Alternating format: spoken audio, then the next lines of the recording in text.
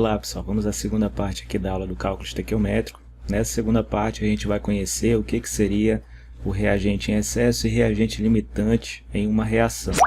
Na aula anterior, na parte 1, nós fizemos uma introdução aqui sobre o cálculo estequiométrico e nessa parte vamos conhecer aqui os reagentes em excesso e limitante. Então, quando que a reação vai ter a presença de um reagente classificado aí como reagente em excesso ou reagente limitante? Ocorre quando algum dos reagentes foi adicionado fora da proporção estequiométrica. Então, você viu na parte 1 dessa aula aqui de cálculo estequiométrico que existem as proporções estequiométricas que são estabelecidas ali pelos coeficientes da reação, né? A gente faz o balanceamento da reação e nós temos uma proporção em mols ali dos reagentes e uma proporção em mols ali dos produtos.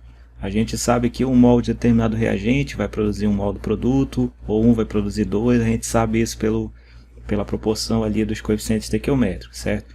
Agora, quando a gente tem um dos reagentes fora da proporção, a gente vai ter essa situação específica aqui do reagente estar em excesso e o reagente limitante, tá? Vamos a um exemplo aqui. Se a gente quiser, por exemplo, produzir uma determinada garrafa aqui de um refrigerante, por exemplo, com um conteúdo de 300 ml, e aí a gente dispõe de algumas partes aqui para preparar isso. Para preparar essa garrafa, o que a gente precisa? A gente precisa do conteúdo, né? A gente precisa do líquido. O líquido é como se fosse um reagente aqui, a gente precisa desse líquido, a gente precisa dessa tampa e a gente precisa da garrafa, né? Nós temos três partes então aqui para a gente chegar ao resultado final, que seria a garrafa de refrigerante. Então a gente precisa garrafa, tampa e o conteúdo líquido, né? Muito bem, vamos aqui exemplificar que nós dispomos aqui dessas três partes para produzir uma determinada quantidade dessa garrafa de refrigerante, tá? Agora vamos aqui colocar alguns valores.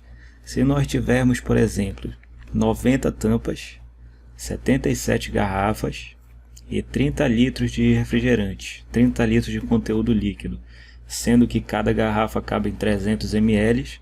Se eu pegar aqui esses 30 litros, que equivale a 30.000 ml, dividir por 300, que é o volume para cada garrafa, né? A gente vai ter aqui um total de 100 unidades. Então, esses 30 litros aqui, eles podem produzir até 100 unidades de garrafa de refrigerante. Muito bem, você percebe aqui que para eu produzir uma garrafa dessa, eu preciso dessas três partes e eu preciso dessas quantidades aqui, ó. Preciso de uma tampa, uma garrafa e 300 ml para eu ter esse resultado final. Agora, se eu tiver 90 tampas, 77 garrafas, isso aqui está na proporção? O que você acha? Está na proporção aqui 90 tampas, 77 garrafas? Vai dar para eu usar toda essa quantidade de tampas? Vai dar para usar toda essa quantidade de garrafas? Toda essa quantidade de conteúdo líquido? Vai dar para utilizar todo mundo para não sobrar nada? Não vai, né? Então, nesse caso, a gente percebe que existem ali uns componentes fora da proporção ideal. E exatamente a mesma coisa acontece para algumas reações químicas. A gente vai ter o reagente ali numa quantidade fora do ideal. A quantidade vai estar ou em excesso ou limitante. Vamos entender esses conceitos, tá? Então vamos aqui pensar nessa situação. Nós temos aqui o objetivo de produzir esse frasco com uma tampa e um conteúdo de 300 ml, né? Isso aqui seria o resultado final. E essas três partes é como se fossem os reagentes dessa nossa reação. Quais são as quantidades que nós temos? 90 tampas, 77 garrafas e 30 litros de volume líquido, que equivalem aí a 100 unidades, né? 30 litros dividido por 300 ml seria aqui 100 unidades. Daria para fazer com esses 30 litros.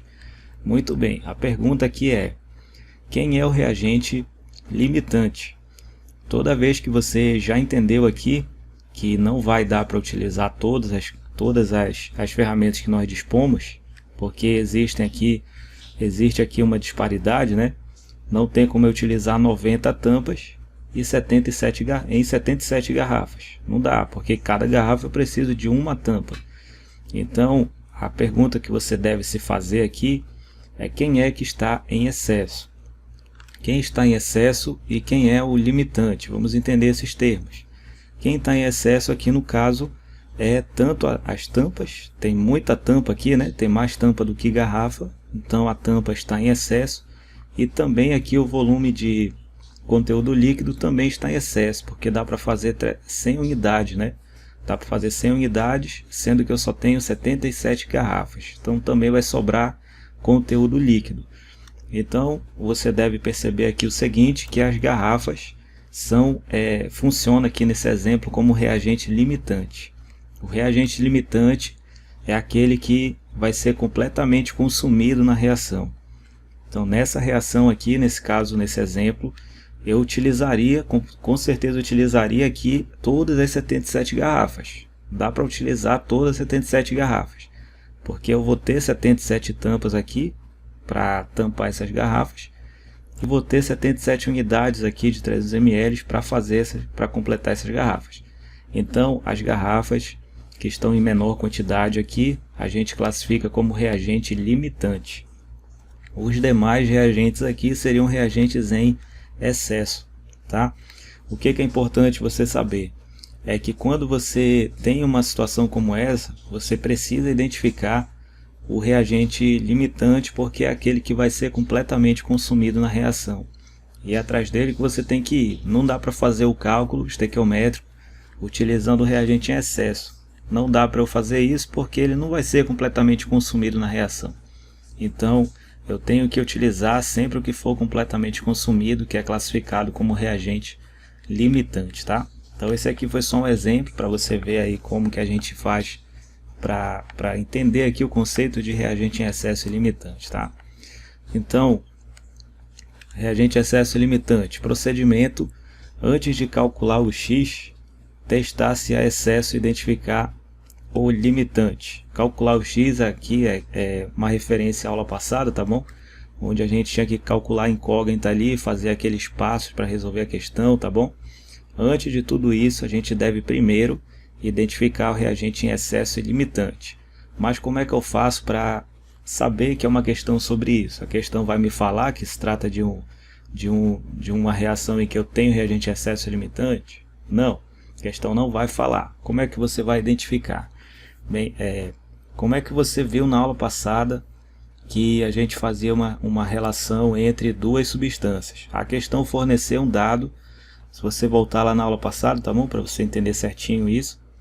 Nós tínhamos ali um dado que era fornecido do reagente e nós tínhamos um dado que era fornecido do produto. Nesse dado eu conseguia perceber ali qual era a transformação que eu precisava fazer, de mol para volume, de mol para massa. Isso eram os dados da questão que me davam essa informação, né? Agora, quando for uma questão que se trata de reagente em excesso e limitante, você vai ter os dados de dois reagentes, não mais de um apenas. A questão normalmente fornece um dado de um reagente e de um produto. Agora, quando for questão de reagente em excesso e limitante, você vai ter os dados de dois reagentes e não mais de um apenas, tá? Vamos aqui a um exemplo para a gente ver isso aí. Lembrando aqui dos 4 passos, tá bom? Para a gente resolver as questões de cálculo estequiométrico. Isso aqui continua valendo, tá? Esses 4 passos que eu expliquei na aula passada também. Então a gente vai fazer um teste aqui para identificar o reagente em excesso e limitante, tá bom? Vou explicar isso aqui para você na questão. Então, vamos fazer a leitura. Quando 1 mol de ferro são colocados para reagir com 40 gramas de enxofre, de acordo com a reação. Aqui nós temos a reação do ferro na forma de substância simples, aqui é o ferro sólido, ferro metálico, reagindo aqui com o enxofre, produzindo aqui o sulfeto de ferro. Formam-se.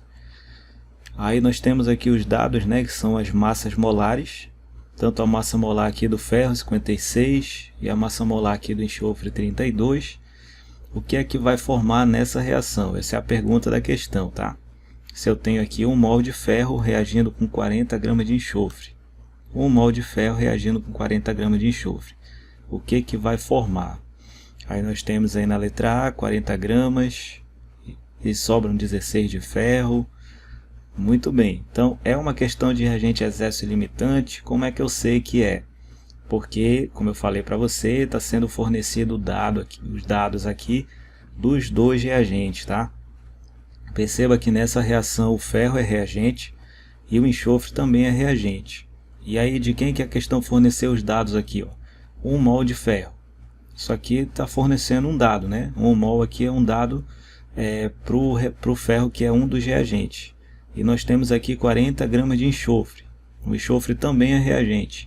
Então a questão forneceu dados aqui dos dois reagentes. Toda vez que isso acontecer, não esqueça que se trata de uma questão de reagente excesso ilimitante, tá? Vai fornecer o dados dos dois reagentes, certo? Então como que a gente vai resolver isso aqui? Primeiro, vamos lá aplicar os 4 passos para resolver as questões de cálculo estequiométrico, tá bom? Primeiro você vai ver, escrever a reação com clareza aqui para você poder visualizar e ver se a reação está balanceada, tá? No caso aqui nós temos 1 mol de ferro que está reagindo aqui com 1 mol de enxofre, produzindo 1 mol de sulfeto de ferro. E está balanceado, tá? Tem um ferro no reagente, um ferro no produto, um enxofre no reagente e um enxofre no produto. Está balanceado. Então a proporção entre eles aqui pela reação, tá? A proporção estequiométrica é de 1 para 1. Nós temos um mol desse ferro reagindo com 1 mol desse enxofre, produzindo 1 aqui, certo? Proporção de 1 para 1. Agora você vai fazer, esse aqui é o primeiro passo, ver se a reação está balanceada. O segundo passo é você escrever, para você ter clareza aqui, qual é a proporção em mols dessas substâncias envolvidas na reação. Esses são os 2 primeiros passos. O terceiro passo é a gente fazer aqui a conversão para as grandezas correspondentes. Voltando aqui no exercício, a questão fala assim: quando 1 mol de ferro, então o ferro aqui na reação, a gente não vai fazer a transformação da unidade. A questão tá fornecendo aqui para a gente 1 mol de ferro, então a gente vai permanecer com o ferro nessa grandeza mol, tá bom? Enquanto que o enxofre está sendo dado aqui em massa, né? 40 gramas. Nós temos o dado do enxofre em massa. Então, se nós temos o dado em massa, a gente deve converter aqui o enxofre para massa. Então, vamos aqui colocar essas questões. Aqui o ferro, a questão forneceu 1 mol de ferro, né? Então, a gente vai permanecer com essa grandeza mol. Enquanto que o enxofre, a questão forneceu ali 40 gramas. Então, a gente deve converter para massa.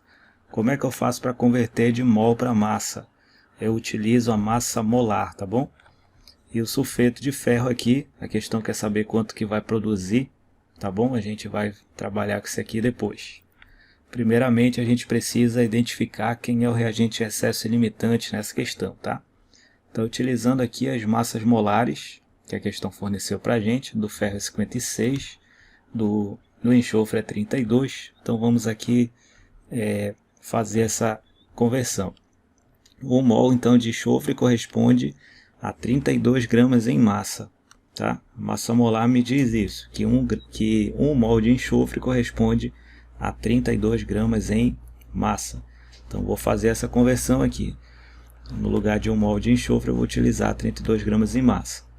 E esse aqui que eu também preciso converter para massa. Aqui a massa molar dessa substância vai ser a massa do ferro mais a massa do enxofre. Como eu tenho um de cada aqui, né?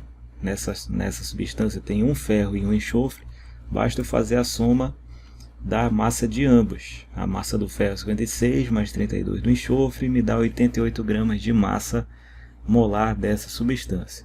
Então o mol dessa substância corresponde a 88 gramas em massa, tá?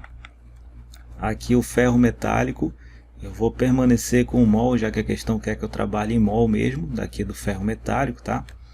E esse aqui é para converter para massa, então nós temos que 1 mol do enxofre corresponde a 32 gramas, correto? E 1 mol desse daqui corresponde a 88 gramas, certo? Então nós temos aqui as conversões realizadas. Esse aqui permaneceu em mol, a questão quer que eu trabalhe em mol aqui com ferro. O enxofre, 1 mol corresponde a 32 gramas em massa. E o sulfeto de ferro, 1 mol corresponde a 88 gramas em massa, tá? Esse foi o terceiro passo para resolver a questão. Recapitulando aqui. Primeiro passo, escrever a reação, ver se ela está balanceada. Segundo passo, escrever aqui a proporção estequiométrica em mol. das substâncias envolvidas. Terceiro passo foi fazer a conversão. Aqui eu mantive em mol, questão que eu trabalho em mol com ferro. Aqui eu tive que converter para massa, tá bom? 1 mol corresponde a 32 gramas.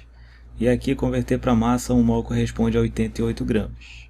Esse foi o terceiro passo. O quarto passo agora é eu vou identificar quem é o reagente em excesso e limitante, tá? Então eu vou usar as quantidades que a questão está fornecendo agora, tá? A questão fala para a gente que nós temos 1 mol de ferro, são colocados para reagir com 40 gramas de enxofre. Então está reagindo aqui 1 mol de ferro com 40 gramas de enxofre. Vamos ver quem é que está em excesso aqui nesse caso. Bem, pessoal, essa aqui é bem simples, tá? Perceba que no passo 3, que 1 mol de ferro, isso aqui é pela reação, tá? A reação me deu essa informação aqui.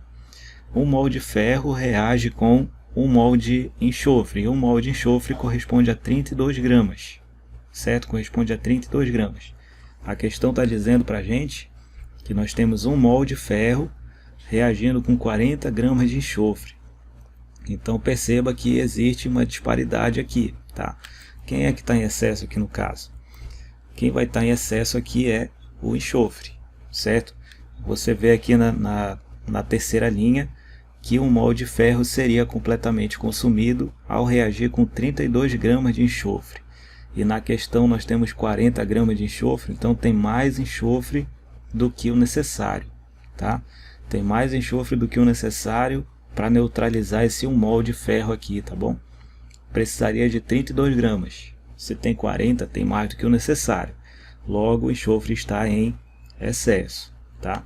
Então, é assim que você faz a identificação, tá bom? De quem é o reagente em excesso e limitante.